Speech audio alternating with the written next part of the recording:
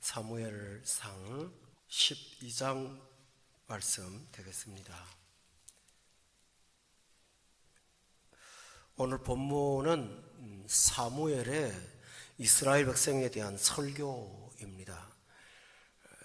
그가 이 설교를 하게 된 것은 본문 2절에 보니까 고별 설교는 아니지만 세대가 교체되는 시점이 왔다는 것을 그가 의식을 하고 설교를 했습니다. 그러니까 마지막 설교와 같은 내용이 되겠습니다. 2절에 보면 나는 늙어서 머리가 휘어졌다 라고 했거든요. 그러니까 이 설교는 늘 반복되는 설교보다는 마지막으로 하는 매우 중요한 설교라는 사실을 알 수가 있습니다.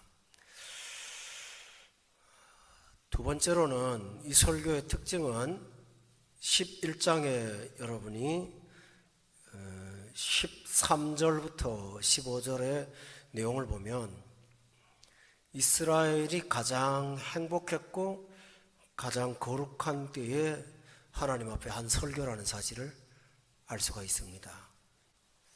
제가 서론을 이렇게 말씀을 드리는 까닭은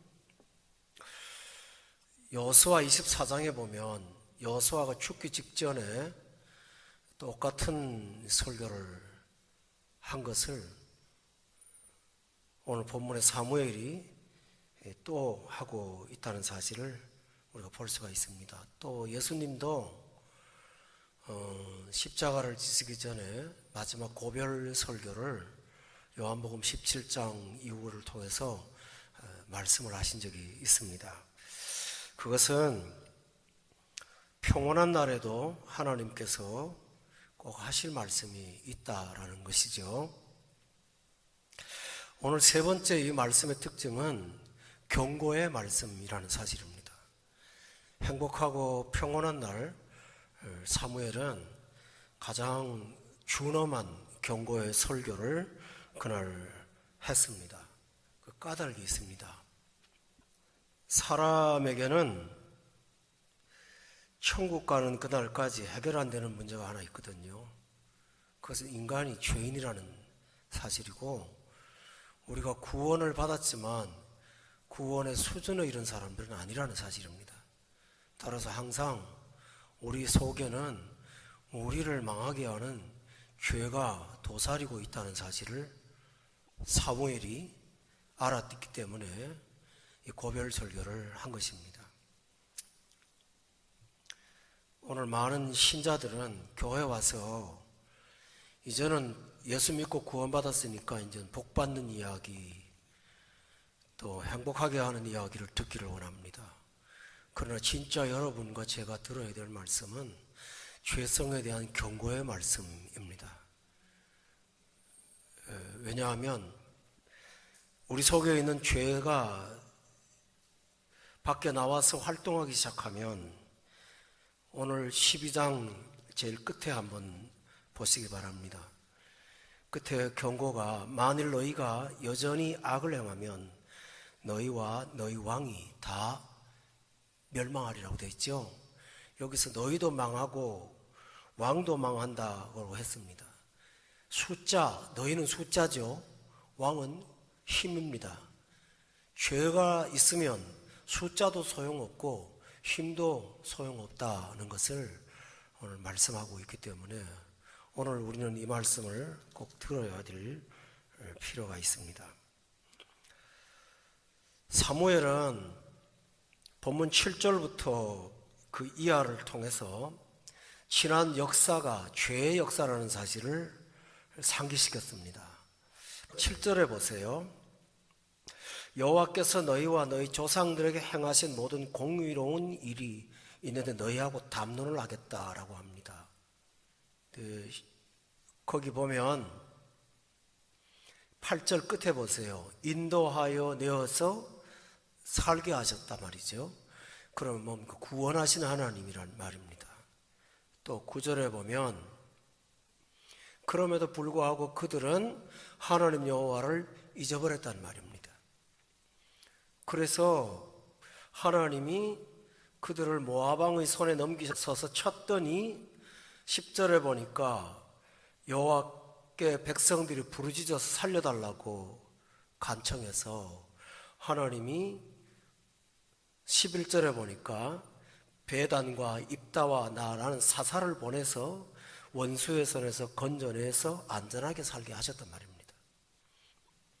그럼에도 불구하고 12절에 보니까 여전히 죄를 범하는 일을 하더라는 것입니다. 여러분, 사무엘이 무엇을 강조했습니까? 죄 짓고 살려달라고 하고 구원받으면 또 죄 짓고 이 일을 끝없이 이스라엘 백성들은 반복을 했다라는 것입니다. 여러분, 우리가 이스라엘 백성들보다 더 나을까요? 결코 아닙니다. 지금은 말세입니다. 그때보다 더욱더 부패한 시대입니다. 따라서 우리도 이스라엘 백성과 결코 다르지 않기 때문에 우리의 죄성이 일어나는 것을 우리는 경계를 해야 될 것입니다. 갈라디아서 5장을 찾아보시기 바랍니다. 우리의 죄성은 구체적으로 어떻게 드러나는가라는 것입니다. 17절에 보면요, 육체의 소욕이 나옵니다. 이게 죄성입니다. 육체의 소욕은 어떤 것입니까? 19절부터 21절까지 나오는 내용입니다. 보십시오. 19절부터 볼게요. 육체의 일은 분명하니 음행과 더러운 것과 호색과, 또 20절에 우상숭배와 주술과 원수 맺는 것과 분쟁과 시기와 분냄과 당 짓는 것과 분열함과 이단과, 21절 투기와 술 취함과 방탕함, 또 그와 같은 것들이다, 이렇게 되어 있죠. 죄성의 모양이 얼마나 다양하고 복합적이고 그 다음에 모든 면에 걸쳐 있다는 사실을 우리가 알 수가 있습니다. 다시 한번 살펴보겠습니다. 19절에 보면 성적인 문제가 나옵니다. 20절에 보면 우상 숭배가 나오고, 원수를 맺는 것, 분쟁, 시기, 분냄, 당짓는 것은 인간관계의 분열을 일컫습니다. 이단, 진리를 떠나는 것이죠. 그 다음에 21절에 투기와 술취함과 방탕은 쾌락과 일락을 일삼는 향락의 삶을 말합니다. 사람은 누구를 미워하다가 그게 없으면 쾌락을 따라가고, 그러지 않으면 자극적인 것을 요구하는 것에, 이런 방향 속에서 왔다 갔다 하는 게 우리 사람의 존재라는 사실을 여러분이 깨닫기를 바랍니다. 사람은 지루한 걸 못 견뎌요. 그래서 죄성은 지루함 때문에도 나오고, 어떤 인간관계에 자기하고 마음에 맞지 않는 것 때문에 튀어나오는 것도 있고, 그뿐만 아니라 하나님보다 자아를 더 높이니까 우상숭배에 빠지는 이 영향 속에서 우리는 끊임없이 이 갈등을 일으키고 있는 것이 인간의 존재라는 사실입니다. 여러분, 다시 본문해 봅시다. 19절 보세요. 음행과 더러움과 호색은 가정을 파괴하지요, 망하게 합니다. 20절에 우상숭배는 하나님과의 관계를 끊어버리죠, 영적으로 문제가 됩니다. 주술과 원수 맺는 것은 뭡니까? 인간관계를 파괴하죠, 망하는 겁니다. 시기와 분냄과 당짓는 것은 결국은 전쟁으로 발전돼서 사람을 죽이고 비참한 일들이 지상에 벌어지지 않습니까? 또 21절 보세요. 투기와 술 취함과 방탕함으로 인간은 인간성을 말살시키는 일들을 스스로가 하고 있습니다. 여러분, 한마디로 뭘까요? 죄의 삭은 사망입니다. 그런데 다시 말씀드리죠. 우리 안에 이것이 있습니다. 자리 잡고 있습니다. 기회만 되면 튀어나옵니다. 천국 가는 그날까지 우리는 이러한 일들이 있기 때문에 하나님께서 17절에 보십시오. 성령이 육체를 거스르면서 우리를 도우신다고 말씀했지만, 우리가 해야 될 일은 16절에 보니까 성령을 따라서 행해야만 육체의 욕심을 이루지 않는다고 되어 있습니다. 본문으로 돌아가겠습니다. 그러면 지금부터 죄가 무엇인지를 좀 구체적으로 살펴보겠습니다. 아까 저는 그것을 죄성이라고 말씀드렸는데 죄의 구체성은 좀 더 다른 것입니다. 9절에 한번 보세요. 죄는 어디서부터 시작하냐 하면 하나님 여호와를 잊는 것부터 시작하는 것입니다. 여러분, 죄를 범하려고 할 때 하나님이 내 마음 가득히 생각난다면 죄 지을 수 있을까요? 그렇다면 뭘까요? 죄 짓는 동기는 하나님을 잊어버렸기 때문입니다. 하나님을 의식하면 함부로 하지 못합니다. 요셉을 보디발의 아내가 유혹했습니다. 그때 요셉의 한 말을 기억하십니까? 내가 어찌 하나님께 득죄하리요? 그는 하나님을 먼저 생각했습니다. 그래서 죄를 범하지 않을 수가 있었습니다. 똑같은 상황이 벌어졌습니다. 다윗이 왕궁에서 목욕하는 여성을 하나 봤습니다. 그때 그는 하나님을 의식했습니까? 유격에 빠졌습니까? 하나님이 온데간데 없었습니다. 그 순간 그 머릿속에 하나님이 잊어져 버렸습니다. 그래서 죄는 행동 이전에 하나님을 잊어버리는 것이 죄입니다. 여러분 날마다 하나님을 의식하고 사시는 여러분이 되시기를 바랍니다. 그것이 죄입니다. 따라서 하나님 여호와를 잊지 않으려면 부지런히 말씀 들어야 됩니다. 따라서 하나님을 잊는 것이 죄라는 사실을 한시도 잊지 않기를 바랍니다. 두 번째입니다. 10절에 보세요. 하나님을 잊은 사람은 그것으로 끝나지 않고 여호와를 버립니다. 버린다는 말은 무슨 말일까요? 하나님이 버려지는 것입니까? 물건이지 아니지 않습니까? 근데 뭐죠? 자기 인생에 그분을 개입시키지 않는다는 것입니다. 필요할 때는 찾아가죠. 도움이 필요할 때는 가지만 의의 기준이나 양심의 가책을 느낄 때 하나님을 그들은 버립니다. 이렇게 하나님을 버리는 것이 바로 죄입니다. 그러나 하나님을 버리면 지금까지 우리는 하나님을 잊어버리고 하나님을 버리는 것이 죄라고 하니까 어리석고 교만한 사람들은 하나님이 참 가혹하시다. 그렇게 당신한테 대접을 안 한다고 이럴 수가 있나? 제가 이렇게 표현했지만 요즘 나오는 유식한 책들이 대부분 그런 얘기를 가지고 반론을 제기하거든요. 하나님을 아주 모욕하고 그럽니다. 그런데 하나님을 버리는 사람들이 그 다음 단계가 있기 때문에 문제가 되는 겁니다. 하나님이 대접을 받으시려고 하실까요? 하나님이 영광 받으시는 목적은 하나님을 중심으로 살지 않으면 3단계로 나가게 됩니다. 그게 뭘까요? 11절과 12절에 보세요. 거기 보면 10절부터 보세요. 여호와를 버리면 그걸로 끝나지 않고 다른 데서 구원을 찾습니다. 바알과 아스다롯을 섬김으로 범죄했다. 섬기는 게 뭐 범죄일까요? 하나님이 아닌 다른 곳에서 구원을 찾기 때문입니다.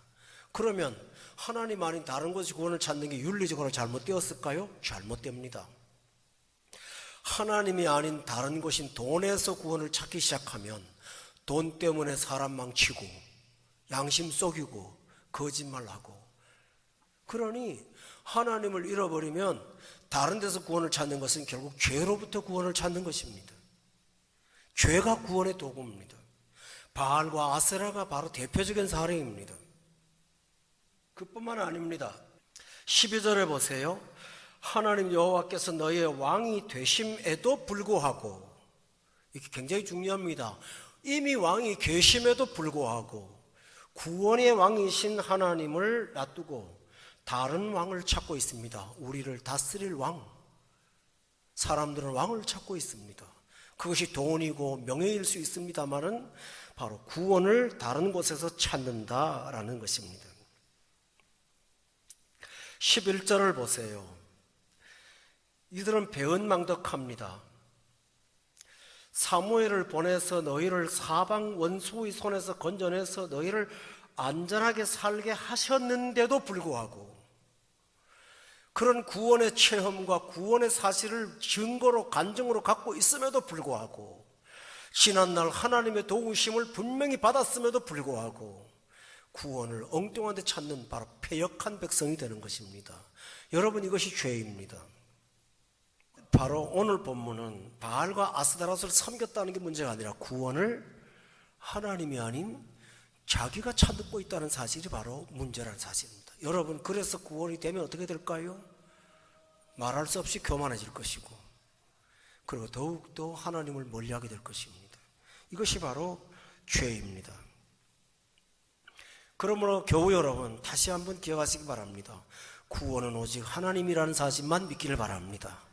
다윗이 전쟁을 할 때 골리앗 앞에서 너는 칼과 창과 단창으로 내게 나오지만 전쟁은 여호와께 속한 것인즉 하나님의 이름으로 나아간다고 말했던 것을 기억하시기 바랍니다.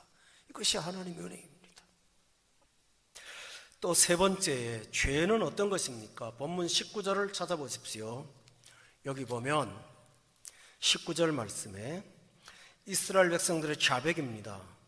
모든 백성이 사무엘에게 이르되 당신의 종들을 위하여 당신의 하나님 여호와께 기도하여 우리가 죽지 않게 하소서. 우리가 우리의 모든 죄에 왕을 구하는 악을 더하였나이다. 여러분, 죄는 죄의 기초를 두고 악을 더하는 게 죄입니다. 보세요. 아담과 하와가 선악과를 따먹었습니다. 그거 죄가 시작했죠? 근데 하나님이 아담 찾아왔습니다. 너 왜 먹지 말라고 먹었냐 했더니 핑계하고 책임 전가하죠? 또 죄짓죠. 동산에 숨었더니 왜 숨었냐고 물었더니 하는 말이 거짓말합니다. 뻘거벗어 숨었다고요? 계속 끝없이 핑계와 변명을 하면서 죄는 죄를 가중시킵니다. 죄가 없으면 죄를 짓지 않지만 죄가 있으면 죄를 자꾸 더 짓게 됩니다. 그래서 이것이 범죄라는 사실입니다. 오늘 저는 이 본문을 통해서 인간의 죄성의 구체적인 항목은 갈라디아서에 나오는 것들이지만 구체적인 항목이 아니라 죄의 죄성의 원리, 죄성이라고 하는 원리는 오늘 본문에 나오는 내용이라는 사실을.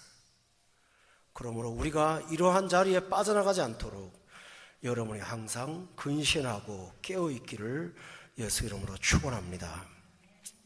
왜 하나님이 죄를 경고하실까요? 다른 곳에서 구원을 찾는 것을 왜 경계하실까요? 21절을 보시기 바랍니다. 다 같이 한번 읽어보시기 바랍니다. 21절 시작. 유익하게도 못하며 구원하지도 못하는 헛된 것들 따르지 말라. 그들은 헛되니라. 맞습니다. 구원이 아닌, 하나님이 아닌 다른 것을 구원으로 삼을 때 유익하게 됩니까? 못합니다. 또요, 구원도 못합니다.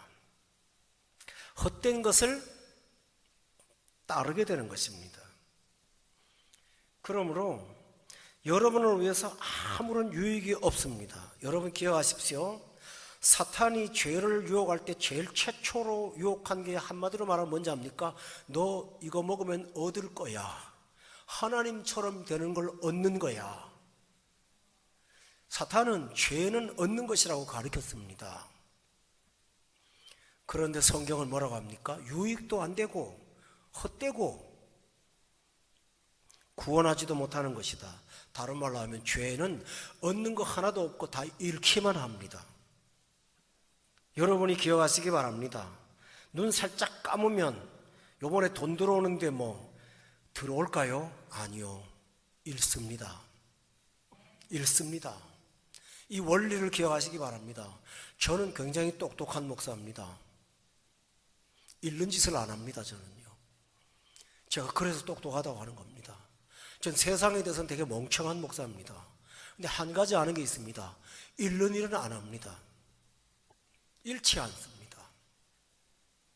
여러분, 의를 따르면 얻습니다. 죄를 따르면 눈앞에는 얻지만 더 크게 잃습니다. 항상 명심하시기를 바랍니다. 탕자가 집을 떠났을 때 모든 것을 갖고 있었습니다. 집 떠날 직전에는 권리도 부자도 뭐든지 다 있었습니다. 그러나 떠나는 순간부터 그는 모든 것을 다 잃었습니다. 스스로가 잃은 자로 자초했습니다. 잃은 자로 사는데도 만족했습니다. 돼지 치는 집에 가서 부쳐 사는 거로 만족하고 품꾼으로 만족하면서 자기를 평가절하했지 않습니까? 여러분, 죄는 뺏기는 것만이 아니라 스스로도 잃어버렸다고 자백합니다. 그러므로 하나님은 우리가 하나님 백성인데 잃고 살기를 기뻐하실까요? 하나님이 우리가 불행하기를 기뻐하실까요? 22절에 보세요. 여호와께서는 너희를 자기 백성을 삼은 것을 기뻐하시긴다고 하셨어요. 당신의 기쁨이 되시는 자기 백성이 초라하고 비참하게 헐벗고 사는 거 하나님이 기뻐하실까요? 여호와께서는 그의 크신 이름을 위해서라도 자기 백성을 버리지 아니하신다고 말씀하셨잖아요. 이런 하나님이 여러분이 잃는 것을 좋아하실까요? 결국 결론이 뭡니까? 12장의 25절에 보면 여전히 악을 행하면 너희도 망하고 왕도 다 멸망한다고 했습니다. 여러분, 이 사실을 기억하시기 바랍니다. 왜 사무엘의 죄성을 염려할까요? 여러분 기억하세요. 지금 사무엘이 왕의 죄성을 가장 염려하고 있어요. 사울의 왕 죄성을. 그런데 사울이 지금 제일 성령 충만할 때라는 사실을 아세요? 가장 충만할 때예요. 가장 겸손하고 가장 거룩한데요. 지금 사무엘이 안 믿어요. 12장의 14절을 한번 보세요. 다 같이 한번 읽어봅시다. 시작. 그의 목소리를 듣고 여호와의 명령을 거역하지 아니하며 또 너희와 너희를 다스리는 왕이 너희의 하나님 여호와를 따르면 좋겠지만은, 이해되시죠? 안 믿어요. 여러분, 사무엘이 사울의 표점을 본 적 있나요? 못 봤습니다. 여러분 기억하세요? 사무엘은 사람 잘못 보는데 유명한 사람입니다. 그래서 망했어요. 아시죠? 다윗을 뽑을 때 사무엘이 뭐 했죠? 외모를 봐갖고 하나님이 외모 보지 말라고 야단쳤잖아요. 그만큼 사람 보는 눈이 어두운 사람입니다. 그런데 이 죄성에 대해서는 염려를 했다는 사실이 뭘까요? 성도 여러분, 저도 염려합니다. 여러분을. 저는 여러분이 귀한 분인 줄 압니다. 그러나 우리 속에 있는 죄성들이 어떤 방식으로 튀어나올지 저는 모릅니다. 다른 사람을 염려하기보다는 여러분 자신을 염려하시는 분이 되시기를 바랍니다. 참 위험이셔야 돼요. 날 염려하고 걱정해야 되는 것입니다. 그렇다면 지금까지 본 말씀을 통해서 이제 우리가 할 일이 뭘까요? 이 죄성으로부터 우리가 자유하고 이 위험에 빠지지 않을 수 있는 방법은 단 몇 가지 없습니다. 14절을 한번 보시기 바랍니다. 거기 보면 우리가 할 일이 있습니다. 다 같이 한번 읽어봅시다. 14절 시작. 여호와를 경외하여 그를 섬기며 그의 목소리를 듣고 여호와의 명령을 거역하지 아니하며 또 너희와 너희를 다스리는 왕이 너희의 하나님 여호와를 따르면 좋겠지만은, 여기 첫 번째가 뭡니까? 여호와를 경외한다. 이 말이 뭐죠? 여러분 이런 거 있잖아요. 무슨 일을 할 때 해도 죄가 안 되는 일이 있습니다. 그런데 그게 적절하지 않은 때가 있어요. 무슨 말인지 아시죠? 윤리적인 문제는 아니지만 적절하지 않을 때가 있지 않겠습니까? 그때 그 기준이 뭘까요? 하나님을 경외하는 사람은 윤리적으로 문제되지 않더라도 적절하지 않을 때는 거절합니다. 아멘? 우리 신자들은 바로 그 신앙이 필요합니다. 어떤 일들이 있다고 합시다. 근데 그게 하나님과의 관계되는 어떤 날과 겹쳤을 때 우리가 생각할 일은 이거 간다고 죄가 되고 안 되고 그러진 않죠. 근데 뭡니까? 중심에 하나님을 뭐 한다고요? 경외하는 거. 그 마음이 여러분에게 살아있기를 바랍니다. 그래야 죄를 짓지 않습니다. 순종하려고 애쓰기 전에 하나님을 먼저 경외하십시오. 그러면 경외하는 자세, 이 경외의 자세를 갖게 되면 순종하려고 힘쓰고 애쓸 필요가 없습니다. 그 자세에 다 나와요, 순종이요. 어린 시절에 옷이 많지 않을 때 옷을 어쩌다가 새로 운 사면 부모님들은 놔뒀다가 주일날 입고 가거라. 다른 날 입어도 되죠. 주일날 세수 안 하고 간다고 누가 뭐라 합니까? 그런데 그 자세가 가르치는 게 있어요. 여호와를 경외하는 거예요. 저는 어린 시절 세뱃돈을 받으면, 그때는 세뱃돈은 새 돈으로 주는 게 조금 유행이었고 새 돈으로 빳빳한 걸 주죠. 그러면 꼭 부모님들은 이거는 주일날 헌금하거라. 그래서 아까워하면 내가 헌 돈은 줄게. 새 돈을 드리도록 했습니다. 그게 뭘까요? 여호와를 경외하는 것입니다. 내 삶에 하나님께 소득을 뗍니다. 그게 뭘까요? 여호와를 경외하느냐, 돈을 경외하느냐의 기준입니다. 그런 자에게 하나님께서 복 주십니다. 할렐루야. 목회하면서 가장 중요한 목회자의 자세는 성도들을 사랑하고 다 기하죠. 말씀 준비 잘하고 열심을 내야 됩니다. 그러나 무엇보다 중요한 것은 여호와를 경외해야 되는 것입니다. 여러분 기억하시기 바랍니다. 순종이 앞장서기보다 경외가 앞장서시기를 바랍니다. 마음과 성품을 다하여 준하여 하나님을 경외하는 것입니다. 그것이 온전한 것이 아닐까요? 기뻐하는 것이 아닐까요? 그러므로 여러분, 매 순간마다 하나님을 경외하시면 여호와를 잊어버리지 않게 되고 하나님을 버리지도 않을 것이고, 경외하는 분이 계신다면 다른 데서 구원을 찾지도 않게 될 줄로 믿습니다. 이런 은총이 여러분에게 살아있기를 바랍니다. 평생의 몸의 자세가 여호와를 경외하는 자세로 살아가시기를 바랍니다. 욥을 기억하시지요? 고난의 날에 그 가장 먼저 했던 일이 뭔지 압니까? 잿더미에 앉아서 여호와를 찬양하고 경외한 것이었죠. 바로 그 일을 했습니다. 우리가 이 사실을 기억한다면 우리의 삶이 경외하는 자세로 고착만 된다면 우리는 거룩한 삶을 살아갈 수가 있습니다. 두 번째로는 14절에 보니까 섬기며 그의 목소리를 듣고 명령을 거역하지 않는다면 하나님께서 우리를 망하지 않게 하시고, 16절에 보세요. 여호와께서 너희 목전에서 행하시는 큰 일을 보게 하실 거라고 말씀하셨습니다. 경외하는 자에게 이 은총을 부어 주실 것입니다. 사랑하는 교회 여러분, 우리 모두가 다 하나님 경외해서 이런 복 가운데 사는 우리 두바이 사랑의 교회 우리 성도님들 다 되셔서 이 두바이 땅, 척박한 이 땅에서 하나님을 경외하는 데에 으뜸 가는 우리 성도들이 다 되시기를 예수님 이름으로 축원합니다. 기도하겠습니다.